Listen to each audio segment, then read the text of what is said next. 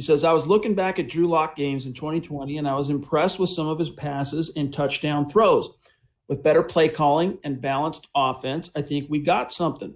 Plus, get some more studs on defense, and we will be at least competitive and win more games. I mean, guys, you got to remember, a big part of why so many fans have become disillusioned on Drew is the QB envy that exists in the NFL. And it's just part of being a fan in the league. You go, all right, rationally, logically, you go, I can understand why Drew didn't take that quantum leap forward in year 2 like we expected, because there was no offseason, there was no preseason. It was a new coordinator. You lost his number 1 wide receiver, but then all of a sudden that's the angel on the shoulder on one side.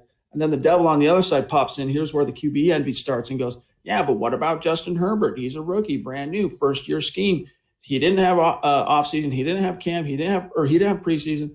Hits the ground running, And so then you start going, well, yeah, if Herbert could succeed in his unique situation in time and space, I got to hold Drew Lock to that exact same standard. But the problem is, it's not apples to apples. It's apples to apples in that they're both young quarterbacks. It's apples to apples in that they're both we're learning a new scheme in a pandemic-influenced season, Zach.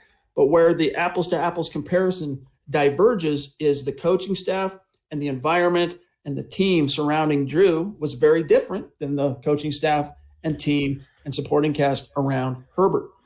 Perfectly said. And all those things that worked against Locke, not to make excuses, but it's facts, those were outside third-party circumstances that Drew Lock had no control over. Justin Herbert had a fine season last year. He was a more highly rated draft prospect, though. I believe he was in a better position. You can talk about Anthony Lynn all you want, but he just got an offensive coordinator job, so he has still some cachet in the NFL.